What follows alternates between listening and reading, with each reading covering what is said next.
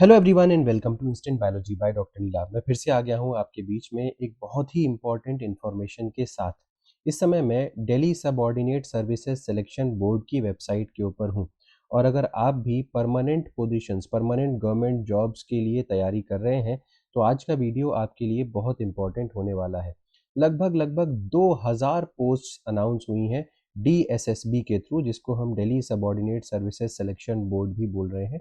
यहाँ पे जो पोजीशंस अनाउंस हुई हैं वो फिजिक्स के स्टूडेंट्स, केमिस्ट्री के students, life science, biological sciences, biotechnology, इसके अलावा क्लास 12th वगैरह का कंप्यूटर साइंस और भी न जाने कितनी कितनी सारी पोस्ट यहाँ पे अनाउंस हुई हैं अलग अलग डोमेन्स में, अलग अलग सब्जेक्ट्स में।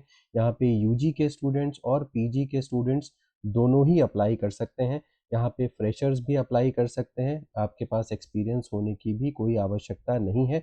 ये परमानेंट गवर्नमेंट पोजीशंस हैं। इनमें से कुछ पोजीशंस जो हैं वो जूनियर साइंटिफिक असिस्टेंट के लिए भी हैं। तो आज के इस वीडियो में बहुत सारी डिटेल्स आपको देखने को मिलेंगी। ये वीडियो हो सकता है थोड़ा सा लंबा हो, इसको इसीलिए लास्ट तक ज़रूर देखिएगा। हो सकता है आपकी पसंद की जो पोजीशन हो वो लास्ट में डिस्कस हो। तो वीडियो शुरू करने से पहले हमेशा की तरीके से आपसे एक हम्बल रिक्वेस्ट है, अगर आपको चैनल पे दिया जाने वाला कंटेंट पसंद आता है और आप हमारे एफर्ट्स को अप्रिशिएट करते हैं तो वीडियोस को ज़रूर लाइक किया करिए और चैनल को ज़रूर सब्सक्राइब कर दीजिए। इससे हमें कंटिन्यूअस मोटिवेशन मिलता है ताकि आपके लिए और बेहतर कंटेंट हर बार लेकर के आते रहें और हमारी आवाज़ भी ऐसे स्टूडेंट्स तक पहुंच सके जिन तक नॉर्मली इन्फॉर्मेशन नहीं पहुंच सकती। तो सबसे पहले तो ये लिंक देख लीजिए, ये लिंक डिस्क्रिप्शन सेक्शन में आपको मिल जाएगा। इसके ऊपर क्लिक करके आप सबसे पहला जो ऑप्शन दिख रहा है आपको, vacancy notice advertisement number 03/2026 for various post from post code 21/26 to 45/26, इसके ऊपर आपको डाउनलोड पे क्लिक करना है। मैंने ऑलरेडी इसको डाउनलोड कर रखा है और इस पे इंपॉर्टेंट चीज़ों को मार्क भी कर रखा है। ये अनाउंस हुआ है 29/5/2026 को। इसका जो फाइल नंबर है या एडवर्टीजमेंट ये है और एडवर्टीजमेंट नंबर यहाँ पर भी दिया हुआ है 03/2026, या आप फाइल नंबर कंसिडर कर सकते हैं। जो इसका ओपनिंग डेट होगा सबमिशन का ऑनलाइन एप्लीकेशन फॉर्म का, वो 16/6/2026 यानी कि 16 जून से शुरू होगा। अभी भी 12-14 दिन रह गए हैं इसको ओपन होने में, लेकिन फिर भी इसके बारे में आपको पूरी जानकारी होनी चाहिए ताकि आप जो जो पोस्ट हैं उनको एक बार अपनी नज़र में रखें, उस पर अप्लाई कर सकें। 16/6/2026 से शुरू होगा और 1 महीने तक ये ऑनलाइन एप्लीकेशन आप सबमिट कर सकते हैं। लास्ट डेट 15/7/2026 है। अब देख लेते हैं कौन कौन सी पोस्ट आई हुई हैं। ये जितनी भी पोस्ट हैं वो department of government of NCT of Delhi autonomous local bodies के लिए है और ये परमानेंट पोजीशंस हैं। सबसे पहले ये पोस्ट कोड ज़रूर ध्यान दीजिएगा क्योंकि इसी पोस्ट कोड के हिसाब से आपको एग्जामिनेशन देखना होगा कि किस तरीके का इसका एग्ज़ाम होगा आपके पोस्ट का। अब जैसे जूनियर साइंटिफिक असिस्टेंट की पोजीशन शुरुआत में दी हुई हैं 21/26 बायोलॉजी के लिए है। Name of the department forensic science laboratory है। ग्रुप सी की पोजीशन है। अनरिजर्व कैटेगरी के लिए 17 पोस्ट हैं और रिजर्व कैटेगरी के लिए यहाँ पे दिया हुआ है टोटल मिलाकर के 44 पोजीशंस ये दी हुई हैं।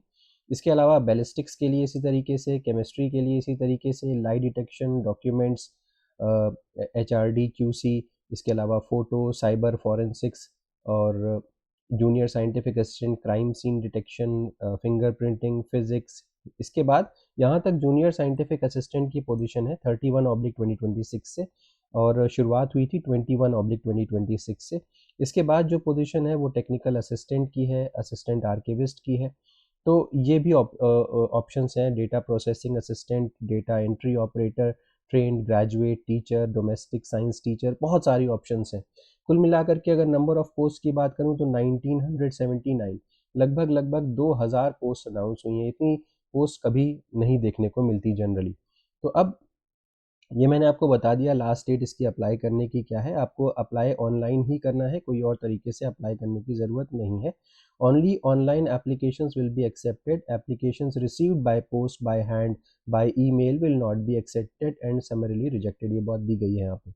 नीचे आ जाइए। अब यहाँ पे एक एक करके हर पोस्ट की डिटेल दी गई है। जैसे मैं आपको एक दो के बारे में बताता हूँ, आप बाकी चीज़ें देख सकते हैं खुद ब खुद। यहाँ पे इनिशियली पोस्ट कोड के बारे में दिया हुआ है 21/26, इसको ज़रूर ध्यान दीजिएगा। अगर मैं पहली पोस्ट को देखूँ तो जूनियर साइंटिफिक असिस्टेंट बायोलॉजी की ही थी और ये फॉरेंसिक साइंस लेबोरेटरी में आई हुई है। कुल मिलाकर के जो पीछे दिया हुआ था वही सारी चीज़ें हैं 44, लेकिन यहाँ पे एडिशनल चीज़ क्या दी गई है, एसेंशियल क्वालिफिकेशंस क्या होनी चाहिए। जैसे कि बायोलॉजी वाली पोजीशन के लिए masters degree in zoology, botany, microbiology, anthropology और बायोलॉजी और human biology, life science, biochem, microbio, genetics, biotech, molecular biology. तो ये सब एमएससी की डिग्री अगर आपके पास है, मास्टर्स डिग्री दिया हुआ है तो या तो एमएससी की हो या एमटेक की हो, एमएससी डिग्री इन सब में से हो तो आप अप्लाई कर सकते हैं फ्रॉम अ रिकॉग्नाइज्ड यूनिवर्सिटी। देखिए, और बॉटनी वाले भी as one of the subjects और पेपर्स ड्यूरिंग ऑल 3 years और of bachelor of science level from a recognised university, और BE BTech in biotechnology from a recognised university. ठीक है, तो या तो आपके पास बीई बीटेक की डिग्री हो या फिर एमएससी की डिग्री हो तो यहाँ पे आप अप्लाई कर सकते हैं। यहाँ पे कहीं पर भी मेंशन नहीं है कि सिर्फ दिल्ली की ही लोग या दिल्ली के ही लोग यहाँ पे अप्लाई कर सकें, ऐसी कोई बात नहीं है। फ्रॉम अ रिकॉग्नाइज्ड यूनिवर्सिटी दिया गया है। पहले के जो भी एडवर्टीजमेंट्स आते थे उसमें यहाँ पर लिखा रहता था कि आपको फ्रॉम दिल्ली ही आपको पढ़ाई की होनी चाहिए, बट यहाँ पे ऐसा नहीं लिखा गया है, from a recognised university mentioned है।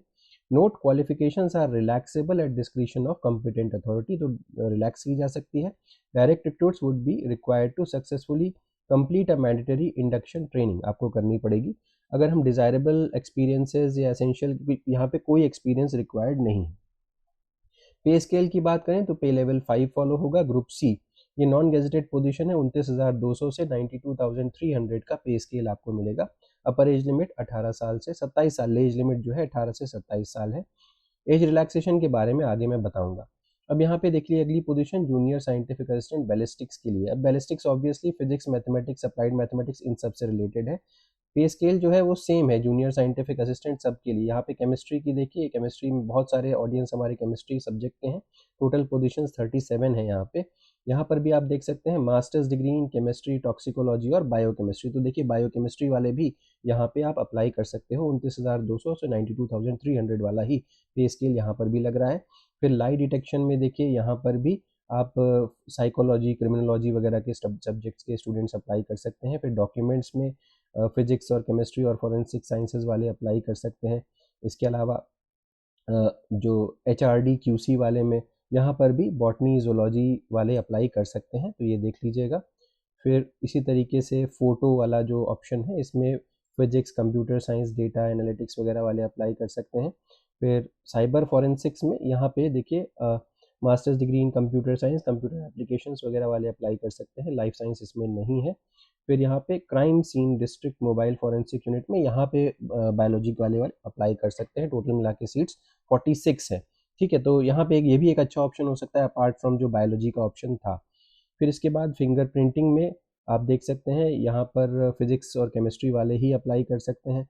फिर यहाँ पे फिजिक्स की तो फिजिक्स ओनली ही होगा। यहाँ से टेक्निकल असिस्टेंट, हिंदी और बाकी पोजीशंस शुरू हो रही हैं जो शायद आपके लिए उतनी इम्पोर्टेंट नहीं होंगी।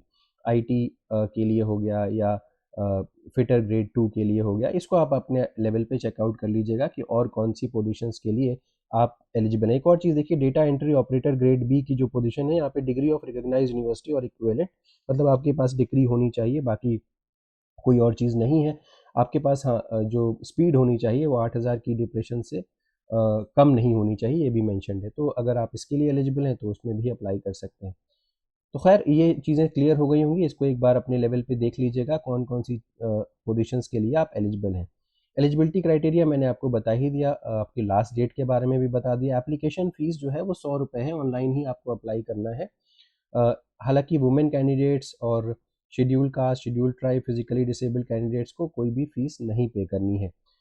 एग्जामिनेशन स्कीम के बारे में बात करें, जैसे कि मैंने आपको बताया था कि हर पोस्ट के लिए अलग अलग टाइप का एग्जामिनेशन है। 34/26, 39/26, 40/26, इसके लिए ये वाला ऑप्शन है, यानी कि सिलेबस वगैरह या जो एग्जामिनेशन होगा वो ये होगा। जो हम जूनियर साइंटिफिक असिस्टेंट की बात कर रहे थे वो यहाँ 21/26 से शुरुआत थी। तो अगर हम इसको देखें तो यहाँ पे पेपर 2 घंटे का होगा, 200 क्वेश्चंस होंगे, 200 मार्क्स होंगे।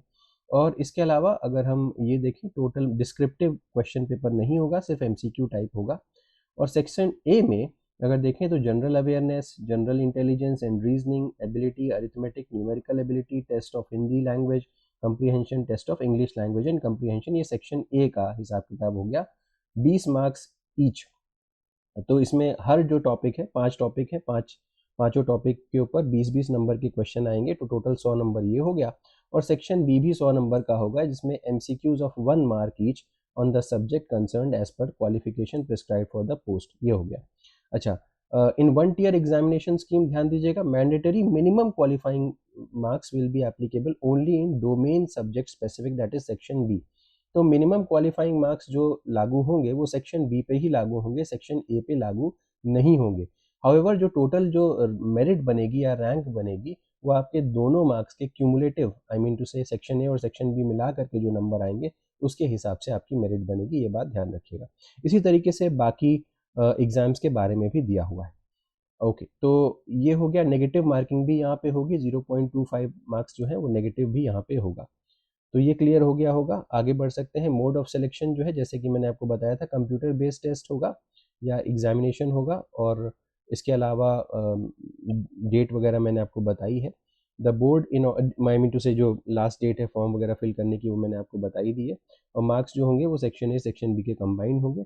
यहाँ पे जो रिजर्वेशन होगा, the board in order to achieve quantitative selection and to recruit best talent available has fixed following minimum qualifying marks। तो जनरल ईडब्ल्यूएस के लिए 40% मिनिमम मार्क्स होंगे, ओबीसी कैंडिडेट्स दिल्ली वालों के लिए 35%, एससी एसटी के लिए 30%, इस तरीके से दिया हुआ है। बाकी चीज़ें, रिजर्वेशन का जो बेसिस है वो जैसे नेशनल लेवल एग्जामिनेशंस में लागू होता है वो वैसे ही फॉलो होगा। एज रिलैक्सेशन का डिटेल यहाँ पे दिया हुआ है, ये भी गवर्नमेंट ऑफ इंडिया के नॉर्म्स के हिसाब से ही होने वाला है। बाकी और कोई ऐसी ख़ास चीज़ नहीं है जो बतानी है आपको, आप इसको अपने लेवल पे चेकआउट एक बार कर सकते हैं। तो अभी इसका फॉर्म ओपन नहीं हुआ है, 16 तारीख से ओपन होगा, तो आप इसको ज़रूर ध्यान में रखिएगा और इसको ज़रूर फिल करिएगा, बहुत ही इंपॉर्टेंट एग्जामिनेशन होने वाला है। Thank you so much. अगर वीडियो पसंद आया हो तो ज़रूर लाइक करिएगा, चैनल को सब्सक्राइब करना ना भूलिएगा, बेल आइकन को ज़रूर प्रेस करिएगा और फ्रेंड्स के साथ ज़रूर शेयर करिएगा।